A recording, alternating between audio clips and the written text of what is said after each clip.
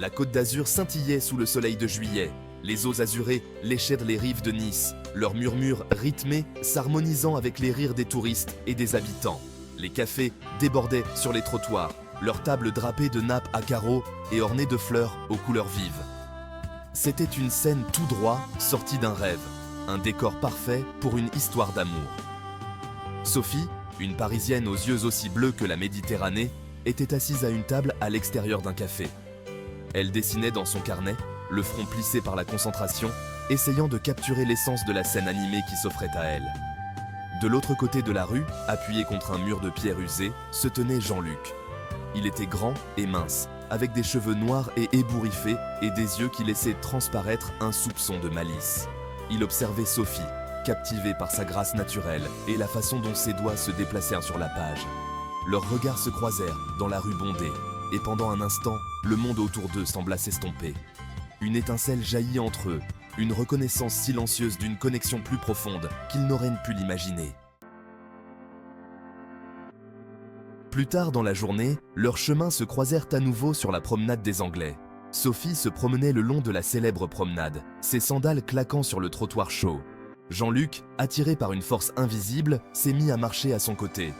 Ils ont parlé pendant des heures ce jour-là, partageant histoires et rires aussi facilement qu'ils respiraient.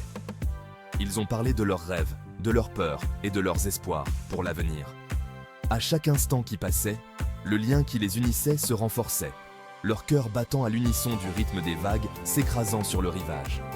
Alors que le soleil entamait sa descente, projetant de longues ombres sur la plage, Jean-Luc prit la main de Sophie dans la sienne. Sa main s'imbriquait parfaitement à la sienne, leurs doigts s'entrelaçant comme les branches de deux arbres, destinés à vieillir ensemble. Ce soir-là, alors qu'ils marchèrent le long de la plage, le sable frais sous leurs pieds, Jean-Luc s'est penché et a embrassé Sophie. C'était un baiser qui en disait long, une promesse d'éternité murmurée sur ses lèvres. Les jours qui suivirent furent un tourbillon de baisers volés, de rires partagés et de secrets murmurés. Ils explorèrent des criques cachées le long de la côte, nagèrent dans les eaux cristallines et dégustèrent des fruits de mer frais dans de pittoresques restaurants en bord de mer. Sophie se surprit à tomber amoureuse de Jean-Luc. Sa gentillesse, son humour et sa confiance inébranlable en elle lui donnèrent l'impression qu'elle pouvait conquérir le monde. Jean-Luc, à son tour, était enchanté par l'esprit de Sophie, son intelligence et sa capacité à voir la beauté dans les choses les plus simples. Il n'avait jamais ressenti cela pour personne auparavant, et il savait, avec une certitude qui défiait toute logique, qu'elle était la bonne. Un soir, alors qu'ils dînaient dans un petit bistrot surplombant le port, une ombre d'incompréhension vint ternir leur bonheur nouveau. Jean-Luc reçut un appel téléphonique. La conversation fut brève, mais Sophie comprit au changement de son comportement que quelque chose n'allait pas. Lorsqu'il raccrocha, il était distant, les yeux assombris par l'inquiétude. Sophie essaya de le questionner, mais il l'écarta, disant qu'il n'y avait pas lieu de s'inquiéter.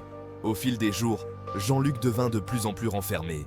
Il annulait leurs projets, ses appels téléphoniques se faisaient plus fréquents, et il semblait porter le poids du monde sur ses épaules. Sophie, le cœur lourd d'inquiétude et un sentiment croissant d'insécurité, craignait que leur idylle estivale ne touche à sa fin. Incapable de supporter plus longtemps la distance qui les séparait, Sophie a confronté Jean-Luc. Des larmes coulaient sur son visage alors qu'elle laissait échapper ses craintes, sa voix tremblant de larmes retenues. Jean-Luc, voyant la douleur dans ses yeux, l'a immédiatement serrée dans ses bras. Il la tenait contre lui, le cœur serré à l'idée de la peine qu'il lui avait causée. Il lui expliqua que son père était tombé malade et qu'il essayait de trouver un moyen de l'aider, tout en protégeant Sophie de ses problèmes.